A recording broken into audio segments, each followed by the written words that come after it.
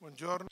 Bonjour, bienvenue à ce deuxième rendez-vous de ce cycle consacré au changement d'époque.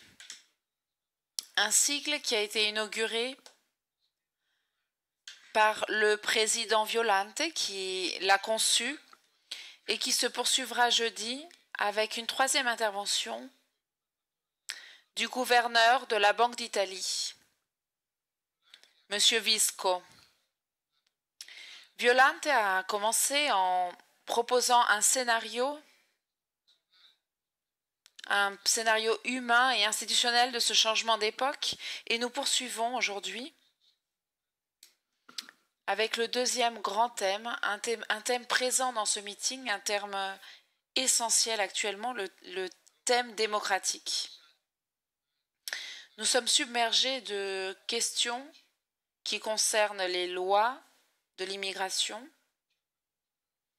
Nous avons une exposition très belle sur les nouveaux immigrés, mais je pense que notre premier devoir est de prendre conscience de ce qui se passe.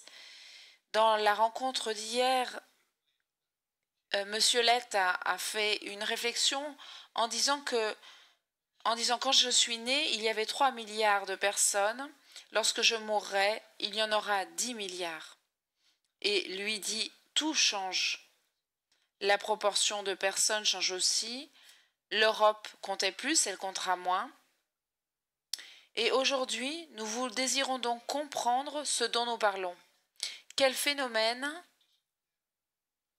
ce phénomène sur lequel tous s'interrogent en voyant ce qui se passe, mais qui manque peut-être d'un cadre général. Pour le comprendre, nous avons invité le professeur Massimo Livi Bacci, qui est l'un des plus grands démographes italiens, l'un des plus grands également sur le plan international. Beaucoup d'entre vous l'ont lu certainement, même s'ils ne sont pas experts. On le lit dans les plus grands journaux de toutes ces années. Et nous pouvons donc affronter ce thème, comme c'est le style du meeting, de manière profonde, en nous efforçant de comprendre les raisons et les aspects les plus importants, et donc peut-être en tentant de donner un jugement sur ce qui se passe bien plus pondéré que ce que l'on peut faire de façon superficielle, comme le font parfois un peu les supporters. Le professeur va parler, pour une première partie, va tenir une leçon en quelque sorte, et puis il y aura 2 questions de Margherita et Elena qui vont réagir parce qu'elles sont impliquées dans le travail de ces expositions, et de la sorte, à la fin, nous serons certainement plus capables de comprendre de quoi nous parlons. Je donne maintenant la parole au professeur Livi Bacci et je le remercie vivement pour sa présence au meeting.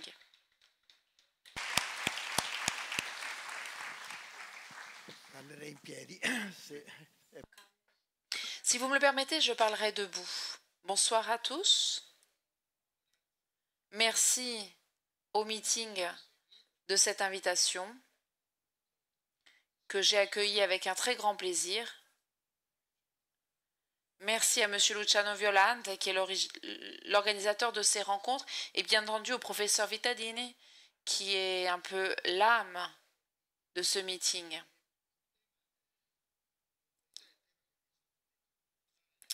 Pour être sincère, le thème que l'on m'a demandé de traiter, c'est le thème de l'immigration. Mais vous savez bien qu'un thème si important, si complexe, avec tant d'aspects variés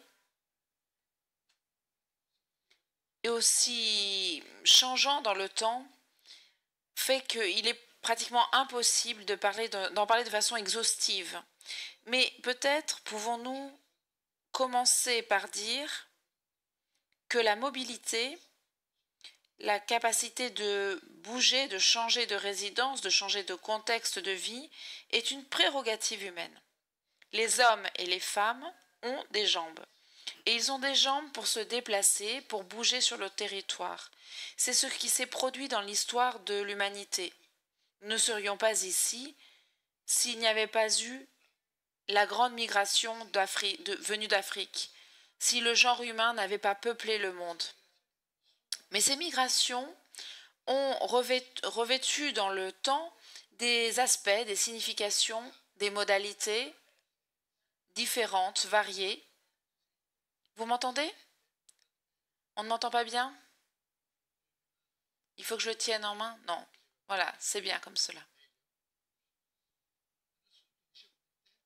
Donc je disais qu'ils ont revêtu dans le temps des modalités, des formes très différentes. Et également, les causes qui ont poussé les êtres humains à se déplacer sur le territoire et à peupler la planète ont été aussi très variées dans le temps. Je pense que cet appareil devrait fonctionner, je l'espère.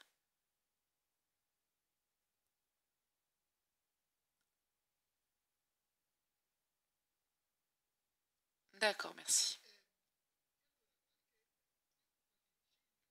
Donc faisons quelques allusions aux différentes migrations dans le temps.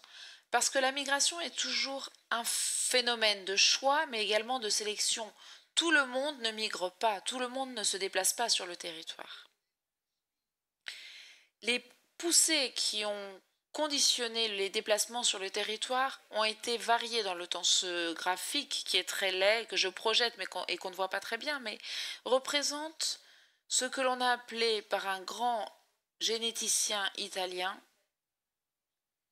Luca Cavalli-Sforza, ce qu'il a appelé la vague de progrès de l'agriculture. Depuis que l'on a inventé l'agriculture, cette invention de l'agriculture s'est déplacée à travers les continents. Elle a été inventée, elle a surgi dans un lieu et ensuite elle s'est répandue. Et comment s'est-elle répandue? La théorie, il existe deux théories. L'une des théories est celle de l'imitation. L'agriculture s'est répandue parce que ces techniques ont été apprises par d'autres à travers des communications, des groupes sociaux. Mais il y a une autre théorie, celle de Cavalli-Sforza, qui parle de diffusion endémique, c'est-à-dire que ce sont les agriculteurs qui se sont déplacés en emportant avec eux leurs techniques. Ces agriculteurs avaient la connaissance et cette connaissance, ils l'ont portée avec eux en se déplaçant sur les territoires. Ce graphique, cette carte, nous montre comment, depuis 9000 ou 8000 ans en arrière, l'agriculture s'est diffusée en Europe en partant du sud-est de l'Europe, du Moyen-Orient, de la Méditerranée, du croissant fertile, de l'Euphrate et du Tigre, vers le nord, le nord-ouest du continent. À quelle rapidité s'est-elle déplacée? En moyenne, 1 km par an, donc de façon très lente. Donc entre 4 ou 5 000 ans, il a fallu 4 ou 5 000 ans pour effectuer ce parcours. Donc ça a été une grande migration, une migration de diffusion, disons, en quelque sorte. Une migration assez proche était celle que l'on a appelée le Drang nach Osten, le mouvement vers l'Est, celle des colons allemands au Moyen Âge, de l'an 1000 jusque vers l'an 1300, lors des grandes pestes. Les migrants ont franchi le Rhin et progressivement, ils sont arrivés à la Vistule et ils ont occupé les territoires d'Europe centrale. C'est une migration d'agriculteurs qui s'installaient dans des zones pratiquement désertes ou très peu peuplées, peuplées par les Vandales, les Slaves, qui étaient nomades ou semi-nomades. Et donc ces agriculteurs ont organisés par les grands seigneurs féodaux, les grands ordres chevaliers et les ordres monastiques qui avaient beaucoup de capital.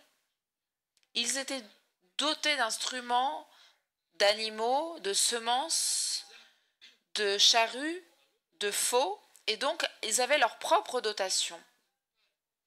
Et donc c'était une migration partiellement planifiée qui se déroulait et qui avançait lentement par la conquête de nouveaux territoires, c'est-à-dire l'on fondait des villes, des villages. Ces villages grandissaient en population parce que les migrants avaient en général des familles très nombreuses. Et donc les nouvelles générations étaient poussées ensuite à se déplacer au-delà, à s'installer sur un autre territoire plus distant. Et ainsi, au fil des siècles, cette migration s'est poursuivie. Cette migration lente, cette progression lente que l'on voit aussi vers la course vers l'ouest, Go West Young Man, qui n'a pas jamais vu les caravanes des films de John Ford et de la conquête de l'ouest, c'était également des colons qui se déplaçaient, qui avaient de grandes familles, parce que pour cultiver la terre de façon efficace dans des lieux non cultivés, avec de grandes disponibilités de terrain, il fallait avoir des familles nombreuses, donc des familles nombreuses qui, à leur tour, créaient de nouvelles générations qui progressaient, qui s'installaient un peu plus loin vers l'ouest. Ce sont des formes de migration traditionnelles bien différentes d'autres types de migration malheureuses. Voilà malheureusement un bateau négrier. 10 millions de Noirs, d'Africains ont été transportés de l'Afrique vers les Amériques entre 1550 environ, surtout entre 1650 et l'abolition de l'esclavage au cours du XIXe siècle. Voilà la section d'un navire négrier. Ce n'est pas une migration, c'est une migration organisée où le migrant est une marchandise. Et donc il y a eu un peuplement, ensuite un transfert de population, une grève de population sur le continent américain, une migration forcée. Et nous avons dans l'histoire de nombreux exemples de migration forcée. Ce n'est pas le migrant allemand médiéval, bien doté de charrues, d'équipements, etc. C'est ici une chair à canon qui est transportée. Mais c'est une migration de type bien différente. Voilà, nous sommes à la fin du XIXe siècle et on voit un navire négrier moderne après l'abolition de l'esclavage, pratiquement, dans presque tout le monde occidental. Pardonnez-moi, malheureusement, moi aussi je suis mobile sur cette scène et donc je regrette de m'éloigner du micro. Donc ce sont des travailleurs qui allaient, je le pense, à travailler pour la récolte du caoutchouc dans la forêt amazonienne.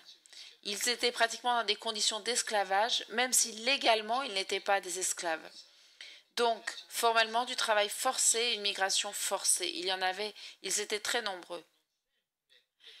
Mais les choses n'ont pas toujours été aussi terribles. Voilà une autre migration. Le Mayflower. C'est symbolique.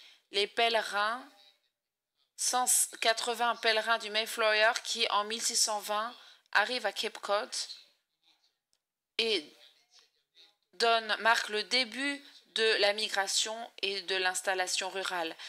C'est une migration volontaire. Il y avait des conflits religieux, mais personne ne cherchait à tuer les pèlerins. Ils s'en vont de leur propre désir. C'est une autre forme de migration, tout comme l'étaient les migrations dans la Méditerranée à l'époque d'Athènes, à l'époque de la Grèce classique, lorsque les villes organisaient les migrations de leur peuple et s'installaient dans d'autres zones de la Méditerranée. Et ainsi se développait la civilisation grecque par le biais des migrations. Ce sont des images que je vous montre parce qu'elles représentent des formes différentes de migration.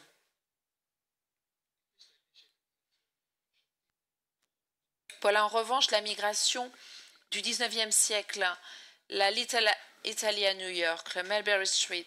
On parle ici du XXe siècle. C'est une immigration très différente, nous le savons bien, où la vraie grande famille n'est plus en réalité un avantage, parce que la migration du XXe siècle vers les grandes villes est une migration d'hommes seuls ou de femmes seules qui bien souvent pouvaient ensuite se marier ou faisaient venir leur fiancé ou une amie de la famille et se mariaient et formaient une famille. Mais pour les migrants de cette époque, ce n'était pas un avantage pour les migrants italiens de la fin du XIXe siècle ou le migrant grec ou qui venait d'Europe de l'Est. Il n'était pas un avantage de partir avec de grandes familles parce qu'ils devaient travailler dans les grandes villes, dans les grandes infrastructures, la construction des canaux, des chemins de fer. Et donc le fait d'être seul était un avantage pour le travail de la terre, tandis que dans le travail de la terre, avoir une famille nombreuse était un avantage. C'est un autre aspect important de la migration dans l'histoire. Pour poursuivre, voilà une immigration, nous l'avons tous connue, du moins dans les films des années 50, la migration des travailleurs italiens, pas très différente dans ses formes des grandes migrations vers l'Amérique du début du XXe siècle. Mais il y a une autre forme de migration. Je ne vous montrerai pas les photographies modernes que nous voyons tous malheureusement quotidiennement sur nos écrans de télévision ou sur nos iPads. C'est celle-ci. Nous avons oublié que dans l'immédiat après-guerre, la Seconde Guerre mondiale, près de 16 millions d'Européens ont émigré dans le nord de l'Europe, de l'Est vers l'Ouest, également de l'Ouest vers l'Est, avec de grands échanges de population. Ce train chargé de réfugiés, ce ne sont pas des bateaux, c'était un train chargé de réfugiés dans la gare de Berlin en 1945. Nous avons oublié ces épisodes de l'après-guerre, de même que nous avons oublié les épisodes de la migration des réfugiés après les guerres de Yougoslavie dans les années 90, ou après l'échec comme État de l'Albanie, et nous nous concentrons uniquement sur les conflits modernes. Mais ces formes ont été malheureusement des formes que l'Europe et le monde ont bien connues dans le temps.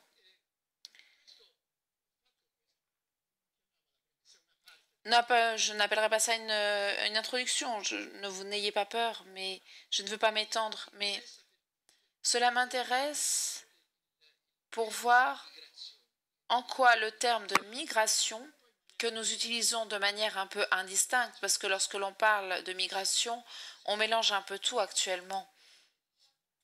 On parle de ceux qui se déplacent, on parle du réfugié qui fuit les bombes en Syrie, avec le migrant économique qui cherche des conditions de vie meilleures. Ce sont des origines et des causes bien différentes. Et donc, on parle de migration en faisant feu de tout bois. Il y a des formes de migration, des caractéristiques qui sont aujourd'hui encore extrêmement différentes. Celui qui fuit un danger de mort et celui qui fuit des risques de pauvreté. Ce sont des circonstances humaines, toutes les deux, mais il y a une échelle de priorité.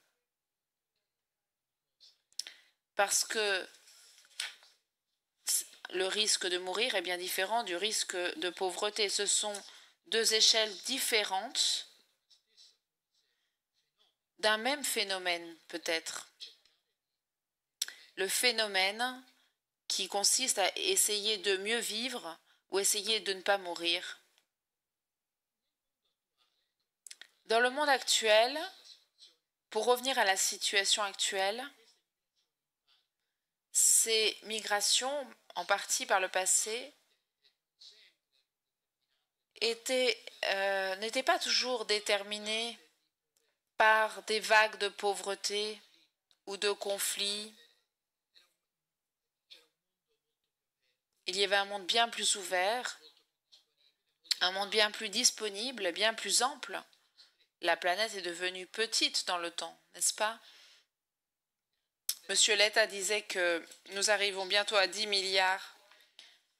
Lui, il connaît apparemment sa date de mort, puisqu'il dit qu'il y aura 10 millions de personnes lorsqu'il mourra. Peut-être qu'il y en aura 11, ça dépend combien de temps il vit. Mais dans tous les cas, la planète est devenue bien plus étroite parce que nous sommes devenus bien plus nombreux. Mais notre planète est une phase de très grande turbulence démographique, comme elle ne l'a jamais été dans l'histoire de l'humanité. Donc nous avons ici une contradiction parce qu'en général, on a un optimisme de façade de la part des organismes d'intégration qui tendent à dire que, en quelque sorte, la population du monde actuel diminue son taux de croissance. Il était de 2% environ, de 8,2% il y a 50 ans, et il est passé maintenant à la moitié. Donc on a une forte diminution du taux de croissance.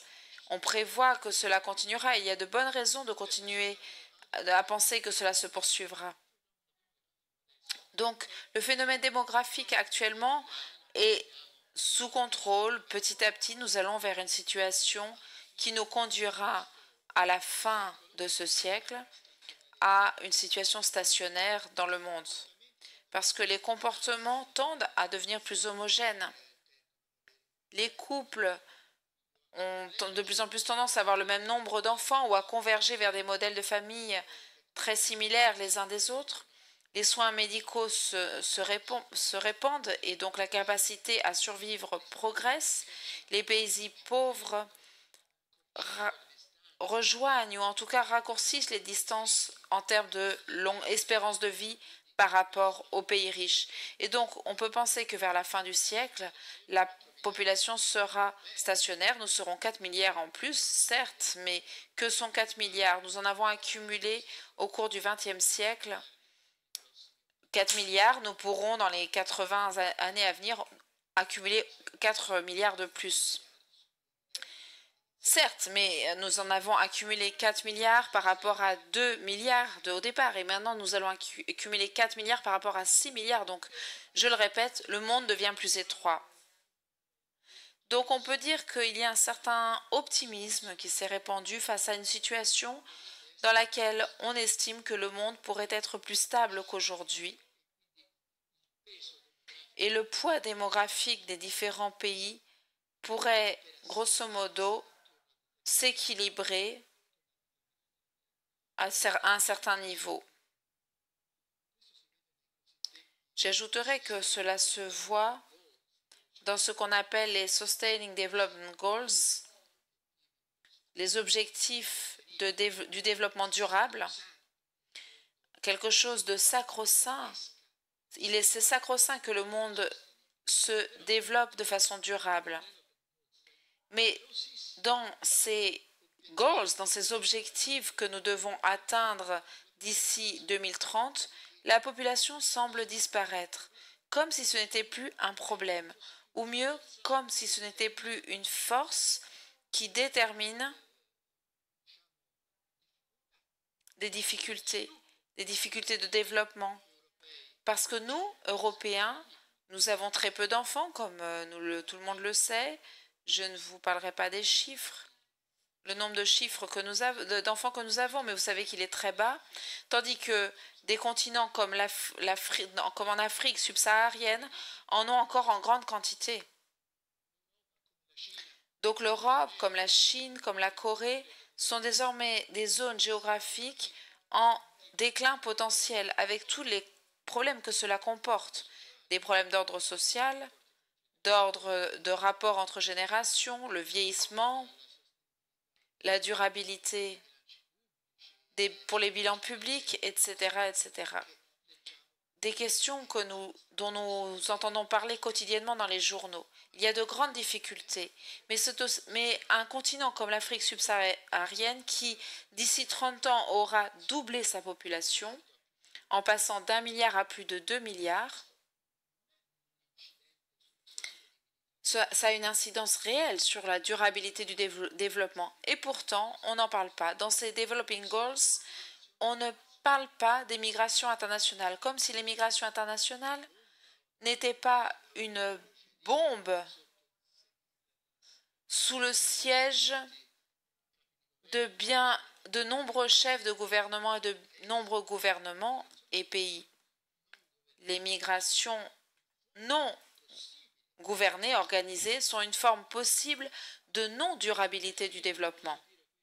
Et pour finir, j'ose dire cela, si le professeur Vittadini m'y autorise, il ne me le donne pas, mais je le fais tout de même. Dans la magnifique encyclique du pape François, Laudato aussi, on ne parle pas de population, on parle de bien des choses innovatives, mais sur le fait que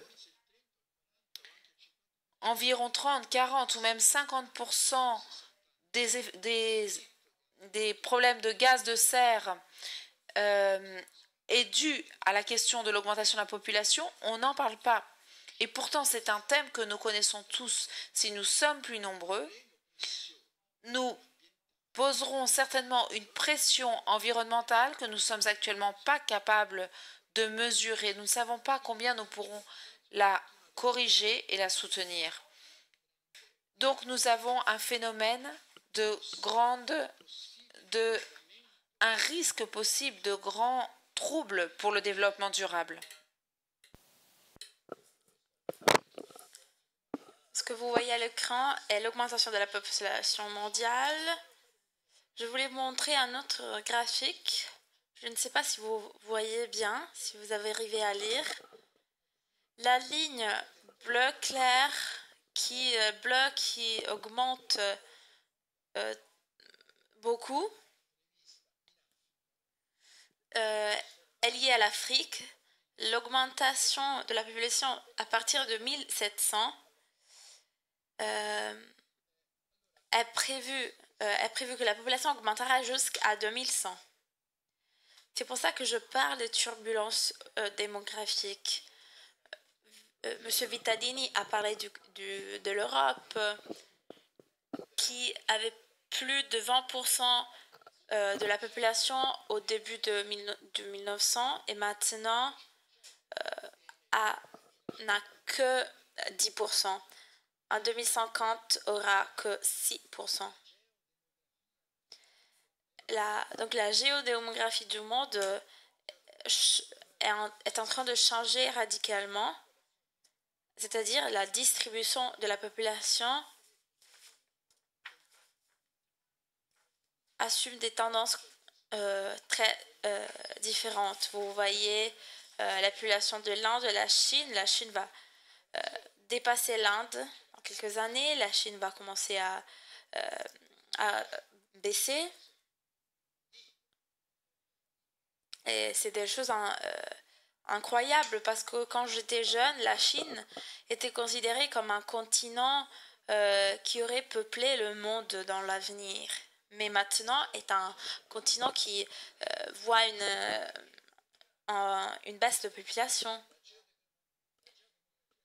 La géodémographie du monde, considérée comme la distribution de la population, a vraiment changé.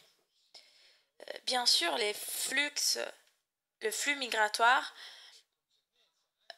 qui sont un peu la conséquence de ces différentes tendances. Je vous montre un tableau assez simple. Je vous invite à regarder les chiffres, les données. Mais ce n'est pas vraiment des chiffres, c'est des graphiques. Vous voyez en comparaison entre l'Allemagne et le Nigeria, pardon. Vous voyez le niveau de la population du Nigeria et de l'Allemagne à partir d'aujourd'hui jusqu'à 2050.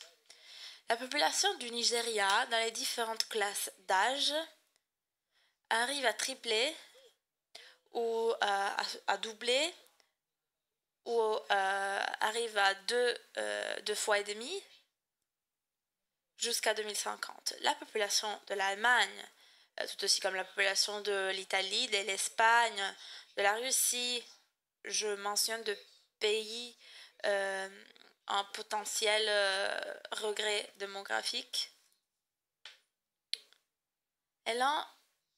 Donc, ce que vous voyez dans ce graphique est l'un de raisons de déséquilibre qui peuvent produire des déplacements démographiques. Elle peut ou elle peut pas, mais c'est une des raisons de ces déplacements. Un autre tableau, on va passer outre. Il y a dans ce tableau, la population en âge actif. Regardez la variation en pourcentage de la population de travail, en âge de travail.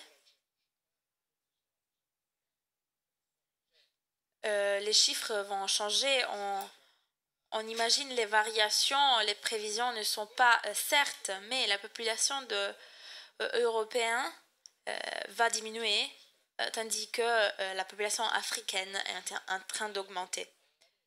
Vous voyez d'autres zones du monde, des zones plus riches et d'autres plus pauvres. Le Japon, les Philippines, la population du Japon va diminuer par rapport à la population italienne. Il y a d'autres pays qui sont dans notre même situation, le Japon, la Thaïlande, les Philippines. Non, pardon, la Corée du Sud. Donc, il n'y a pas que l'Italie qui est dans une situation de démographie faible. Il y a toujours plus de pays qui s'affaiblissent du point de vue de l'équilibre démographique.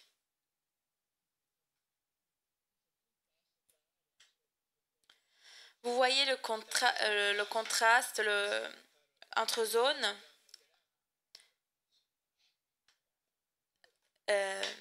L'Afrique du Nord est en train d'augmenter, moins par rapport à l'Afrique subsaharienne, mais il y a quand même une augmentation. Et vous voyez que cette augmentation démographique continue. Il y a aussi une raison économique. Les différences de revenus entre les pays, entre les différents pays. Regardez le chiffre final, qui est la différence en dollars du revenu par habitant entre les pays riches et les pays pauvres. 7 pays pauvres et 3 pays riches en 1950 et en 2013. Il y a des différences qui sont augmentées beaucoup. On les appelle dollars comparables dans le temps. Les économistes et les statistiques font des calculs extraordinaires pour faire leurs prévisions. Les différences de revenus qui étaient de 9 000 dollars par an par habitant sont arrivées à presque 40 000. Donc, l'augmentation économique continue à exister. Combien de minutes j'ai encore à disposition? Ok, 10 minutes. Très bien. Revenons à l'Europe. L'Europe est un continent du point démographique faible. Je dis souvent que notre pays est destiné à accueillir des migrants. Peut-être non pas dans les mêmes proportions que le premier 15 ans de ce siècle ou de avant crise 2011-2012. Mais si on reviendra à une situation de normalité, l'Italie continuera à demander des immigrés parce que notre population se réduise, mais tout comme l'Espagne et l'Allemagne, la population se réduit parce que les personnes âgées augmentent et donc la véritable structure de la population change. Donc la productivité des personnes âgées peut améliorer grâce à la technologie, etc., etc. On parle de vieillissement actif, de prévention de maladies, et ainsi de suite. Tout cela est vrai, mais nous savons que la productivité d'une personne de 60 ans ne pourra jamais être comparée à une personne de 20 ans. la productivité augmente jusqu'à moins 30 ans, elle reste stable et après, ensuite, elle décline, elle diminue dans le temps. Et surtout, les personnes âgées perdent leur potentiel d'innovation. C'est quand on est des jeunes, on fait des découvertes, on gagne le prix Nobel. Quand on est âgé, peut-être on écrit de livres, on développe de pensées philosophiques, mais quant à la production, le vieillissement n'est pas un facteur positif. Dans ce contexte, je pense que des pays qu'il existe des pays qui ont une grande demande, un grand besoin d'immigration. Aux différents niveaux, cela dépend des politiques, de choix, mais l'Italie aura, tout comme l'Europe, aura besoin de migrants et on prévoit une forte immigration dans l'avenir. Ces pays doivent trouver des instruments pour l'intégration. Mais qu'est-ce qu'on entend par intégration? Il faut avoir un cadre juridique où les immigrés ne sont pas marginalisés, où on a les instruments pour s'intégrer. On doit donc penser à ces instruments parce que la migration, les migrants qu'on accueille veulent rester pour la plupart d'entre eux. L'Europe a des politiques qui n'arrivent pas vraiment à suivre les flux migratoires. Ils cherchent toujours de suivre, mais elles n'arrivent jamais à prévoir, aller au-delà et faire des choix dans le long terme. Dans un article du traité sur le fonctionnement de l'Union européenne, on lit que tous les pays ont la liberté de choisir le nombre de migrés à accueillir. Donc, les 27 pays de l'Europe, il peut y avoir des pays qui ouvrent leurs portes et d'autres qui les ferment. Donc, on n'a pas une politique migratoire commune. Il existe en partie une politique migratoire. L'Europe a une politique à long terme pour affronter en quelque sorte et dépasser en quelque sorte la politique, disons, de externalisation des frontières. C'est-à-dire chercher de construire non pas des barrières à l'entrée, mais de déplacer ces barrières en Turquie, au Liban, au Niger.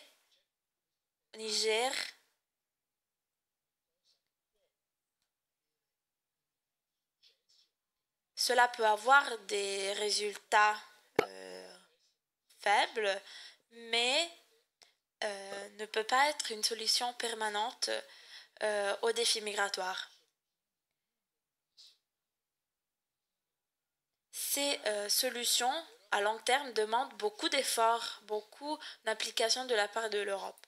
L'Europe a très souvent parlé de Migration Compacts, des traités avec des pays que, en échange avec le soutien économique, prévoit des barrières à la sortie du pays. Ces pactes migratoires sont parfois trop faibles, trop limités, parce qu'ils se concentrent sur des urgences limitées, par exemple une garde de côte, des radars pour contrôler les sorties du pays. Mais des Migration Compact à propos d'autres éléments de chaînes d'immigration régulière, légale. On peut dire à un pays, on va t'aider à contrôler ceux qui sortent, mais mieux encore, on peut lui dire qu'on va amener des migrants par voie légale. Ils ne vont pas créer des conflits, des tragédies dans la mer. Donc on devrait suivre cette voie, mais il faut beaucoup d'efforts et de ressources. À long terme, le sujet de la migration et des relations avec les États, mis à part la création d'une gouvernance qui maintenant est nulle, on aurait besoin aussi de ça. Je crois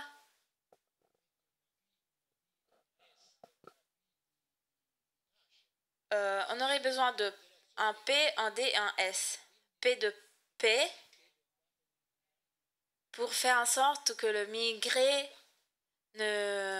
vagues de migration ne soient plus de vagues. Cela ne veut pas dire paix en absolu, mais cela veut dire endiguer les conflits et pour faire en sorte que les personnes ne soient pas tuées par les bombes de conflit. La paix d'un côté, les droits humains, les droits de l'homme de l'autre, renforcer les droits de l'homme dans les pays d'origine des immigrés, parce que souvent les personnes laissent leur pays à cause de ça. Et le fait de rapatrier est aussi rendu plus difficile par la négation des droits de l'homme. On ne peut pas renvoyer les personnes, rapatrier les personnes si les droits ne sont pas protégés. Et enfin, le développement. Le développement, par exemple, qu'en Afrique est arrivé, mais non pas de façon équilibrée. On a développé quelques industries, mais non pas toutes les industries. Donc, les poussées migratoires sont déséquilibrées. Il s'agit de 3 facteurs clés qui ont un impact à différents niveaux.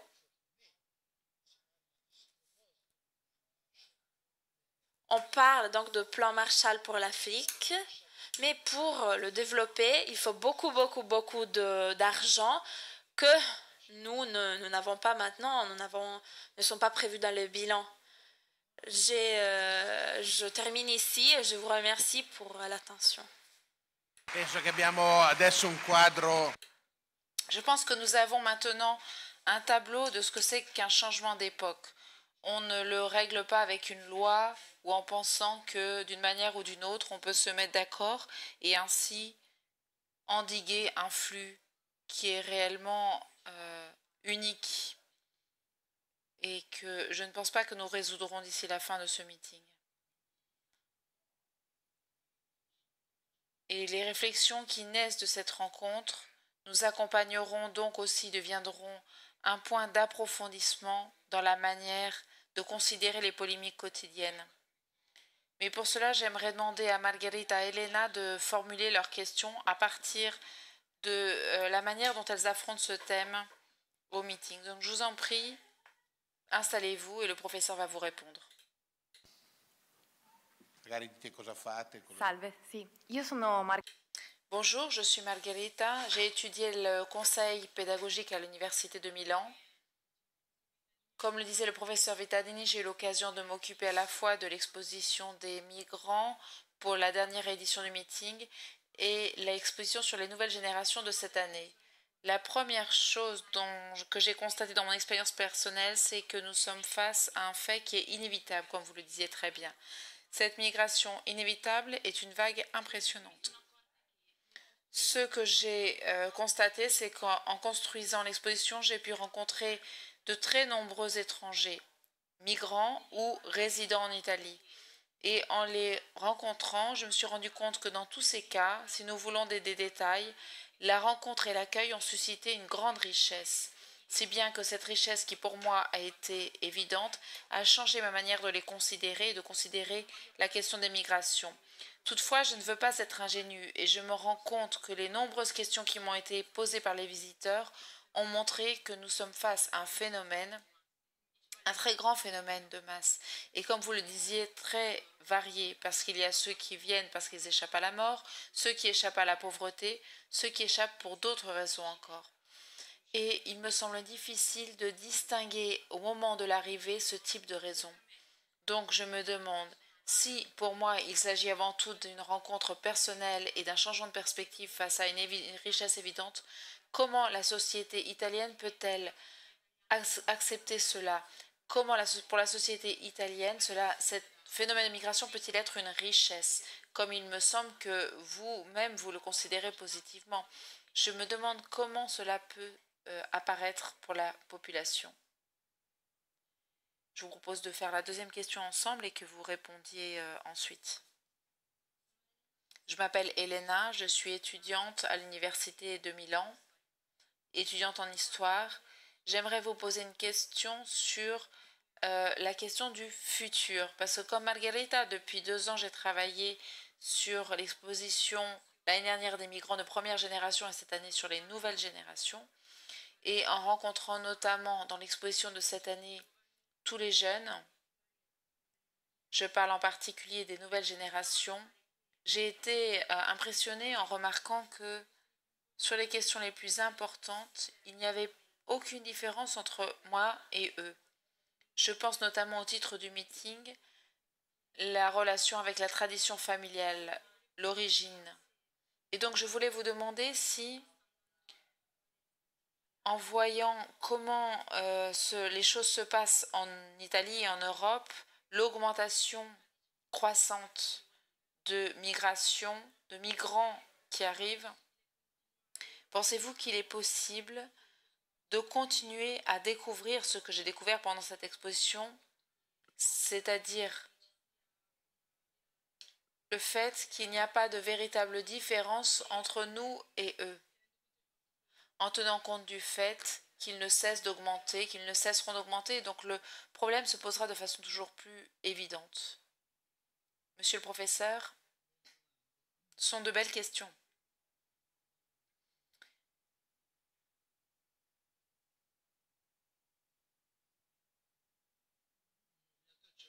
En réalité, il y a un point de conjonction entre les deux questions. De quelle manière une société, ou pour le dire autrement, l'immigration n'est pas en soi un facteur de croissance et de richesse en soi. Elle l'est à certaines conditions. Il y a une migration qui a un impact positif. Le pays a y gagné, les hôtes, ceux qui hébergent, ont à y gagner et ceux qui arrivent également. Ça, c'est la migration que nous souhaiterions. Et il y a une forme de migration qui n'a pas nécessairement de résultats positifs, qui peut parfois avoir des résultats nuls, voire négatifs. Donc nous souhaitons une migration positive, c'est-à-dire qui fasse émerger dans le migrant ses meilleures capacités. Mais avant de dire quelques mots sur ce sujet, j'aimerais m'exprimer sur autre chose. Il est vrai qu'il est difficile que les migrants qui arrivent en italien, parlons de l'exemple italien, c'est vrai, effectivement, une migration très composite. On parle de flux mixtes actuellement. C'est-à-dire qu'il y a toute la gamme. Il y a des migrants qui échappent à un danger de mort et des migrants qui viennent de pays pauvres et qui cherchent à améliorer leur situation économique. Dans ce continuum, parce qu'il y a un continuum, il y a le migrant qui ne risque pas la mort mais qui risque la discrimination ou d'être emprisonné pour ses positions. Il y a le migrant qui vit dans un pays où la discrimination est très élevée. Donc il y a différentes situations, une échelle de gravité. Et donc je pense qu'il est nécessaire et je pense que l'ordre international le nécessite. Pour conclure, il est nécessaire de faire une distinction. Une migration doit être gouvernée, organisée. Le migrant qui fuit une discrimination ou un danger de mort doit être accueilli. Nous avons signé la Convention de Genève, qui est née à une époque pour d'autres situations, bien entendu, lorsque les réfugiés étaient des réfugiés qui venaient d'Europe de l'Est. Donc c'était une situation très différente, mais quoi qu'il en soit, les pays signataires de la Convention de Genève ont le devoir d'accueillir ceux qui sont en danger ou qui sont discriminés. Et quel que soit le gouvernement, il faut les accueillir. Point. Sur l'autre forme de migration, les États ont un droit à la réguler. Ils ont le droit en fonction des intérêts et des nécessités de la société. C'est une prérogative de l'État. L'État se fonde sur le vote des citoyens et donc cela dépend des inclinations, de la volonté des citoyens. Donc il y a une migration qui doit être organisée et je crois qu'il faut de faire une distinction. C'est ce qu'essayent de faire les commissions territoriales qui examinent les dossiers des migrants qui se présentent de manière irrégulière. Ils les examinent et en théorie, elles doivent, non plutôt en pratique, elles doivent décider à qui accorder la protection, à qui la nier. Et si la protection est niée, normalement, ces migrants devraient être rapatriés dans leur pays. Je crois que ce processus douloureux qui apporte nécessairement de nombreuses erreurs doit être conservé parce que je crois qu'il faut faire une distinction. Autrement, on ne régule plus la migration, on ne la maîtrise plus.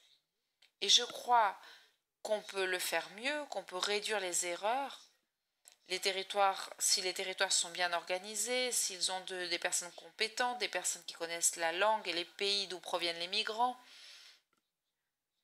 des fonctionnaires experts dédiés à ce type de travail. Et je crois que c'est ce que l'on devrait, tant bien que mal, faire. Je pense que ça, c'est mon opinion. En ce qui concerne la richesse, quelle est la richesse du migrant? Je parle de richesse, non pas de richesse monétaire, mais de richesse culturelle, de richesse dans tous les sens du terme.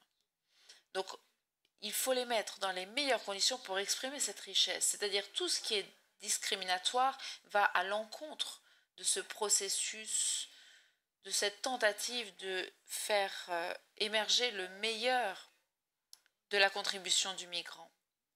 Toute discrimination, y compris le fait de nier à ceux qui sont là depuis longtemps les droits politiques, c'est une discrimination. On ne peut pas élever des jeunes qui se sentent, qui disent « Oui, nous sommes italiens, mais je ne suis pas italien parce que je n'ai pas la citoyenneté. » Cela ne peut pas fonctionner.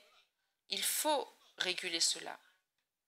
D'une manière ou d'une autre. Il peut y avoir des opinions variées sur ce qu'il faut faire, mais il faut de toute façon réguler ce sujet.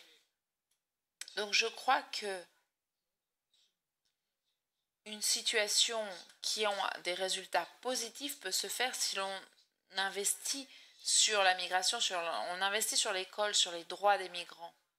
Actuellement, bien entendu, avec les devoirs correspondants sur le plan national, citoyens ou non citoyens.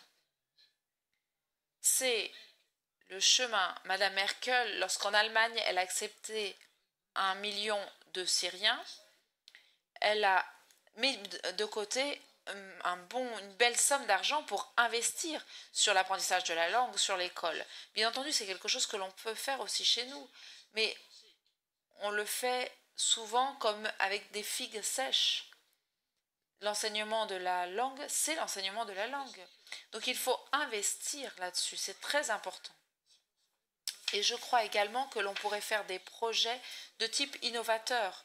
Nous avons une grande partie du territoire national qui se dépeuple. Et cela crée des problèmes environnementaux, une détérioration de l'environnement et également de conservation des biens culturels. Dans les années 50 et dans les années 60, il y avait beaucoup de paysans sardes qui venaient repeupler les collines. Ce n'étaient pas seulement des bergers, ils venaient repeupler les collines qui avaient été abandonnés par les Italiens. Donc des programmes d'insertion de migrants qui viennent, je ne parle pas du marchand syrien qui ne pourrait pas le faire, mais qui viennent des personnes qui viennent de zones rurales et qui savent cultiver la terre, qui savent élever des animaux, réparer des fermes abandonnées, apporter de nouvelles cultures, cultiver de nouveaux terrains abandonnés, entretenir l'environnement. Tout cela, il faudrait le faire. Il faut pour cela des programmes courageux, non seulement dans l'agriculture, qui du reste absorbe un nombre croissant d'étrangers, je ferme la parenthèse, en Italie et dans les autres pays de la Méditerranée, qui permettent de recréer, de faire émerger de la migration sa valeur ajoutée. Une valeur qui peut être très élevée si nous savons le faire. Si nous ne savons pas le faire, cette valeur sera réduite, mineure, ou elle peut même apporter des conflits. Donc cela n'a rien d'automatique, cela dépend de la manière dont les politiques que nous ferons avec les migrants utilisent ce phénomène. Je crois que la chose la plus intéressante qu'on peut voir dans cette leçon du professeur Bacci, on comprend qu'il n'y a rien de mécanique. On ne peut pas penser que ce phénomène humain ne puisse pas être contrôlé, qu'il soit mécaniquement positif ou négatif. Il existe une approche humaine, sa dernière réponse l'a souligné, mais tout le parcours. Il y a le facteur humain qu'on ne peut pas éviter. La situation est grave. J'étais touchée dans cette présentation.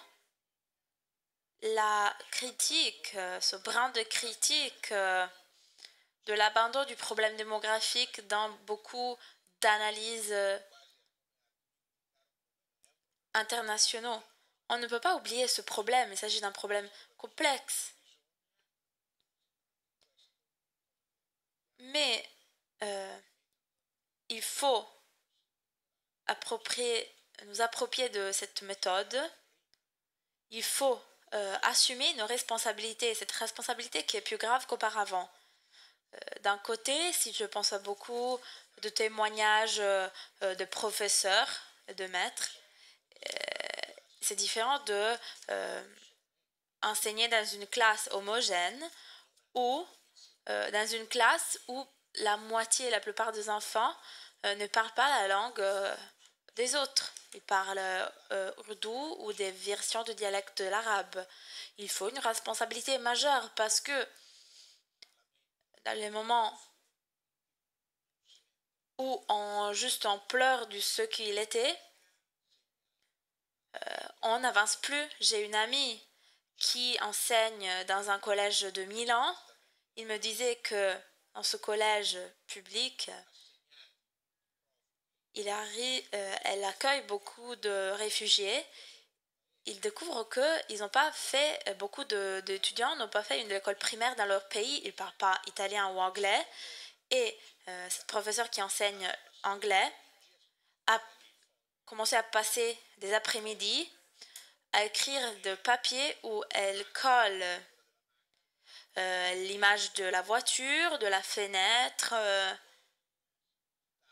la table, en ajoutant le nom anglais et italien. Donc la plupart de cours, elle montrait à ces élèves le nom pour favoriser leur intégration. Mais il y a après les Italiens et leurs familles qui puissent se plaindre pour le ralentissement du travail, de l'apprentissage.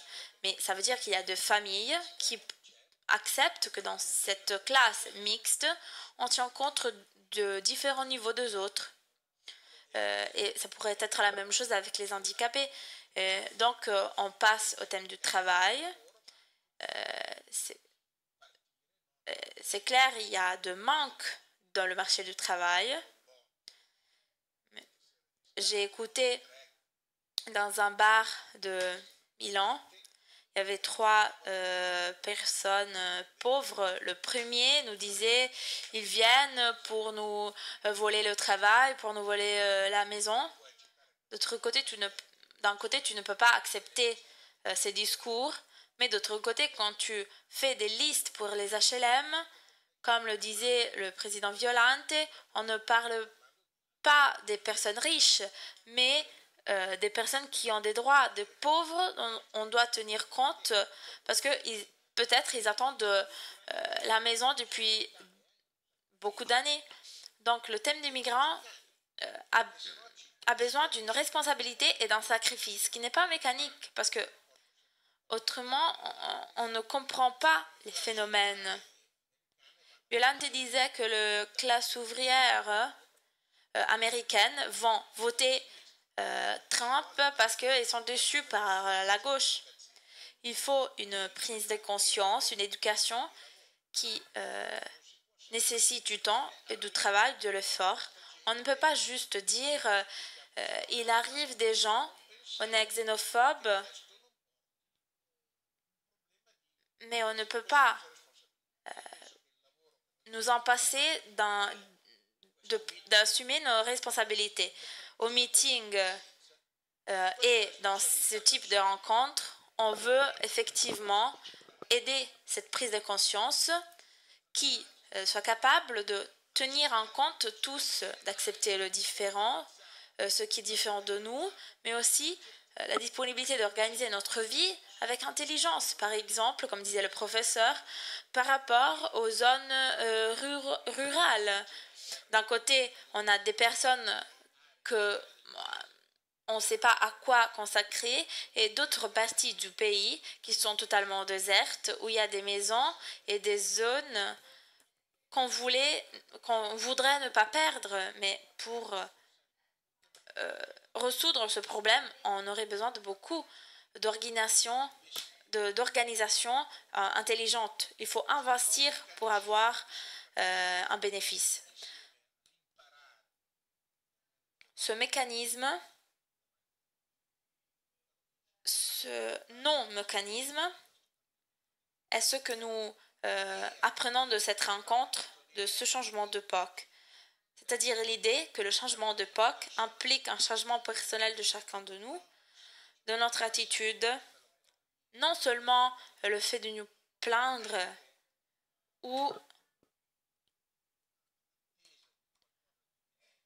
non pas une attente mécanique de ce qui nous attend.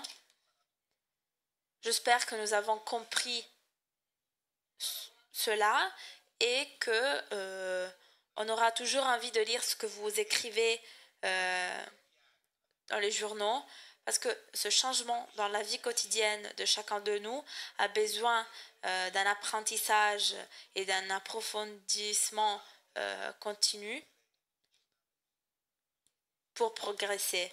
Même des films, on peut comprendre la migration. Quand on regarde les films des immigrés qui arrivent en Italie, en Amérique, nous comprenons comment, même dans ces pays qui avaient des instruments pour affronter la migration, de comment ces pays ont eu besoin de changer leur attitude pour accueillir les migrants. Dans ce meeting, avec ces rencontres en particulier, nous voulons commencer ce travail qui aura, j'espère, un résultat positif, non pas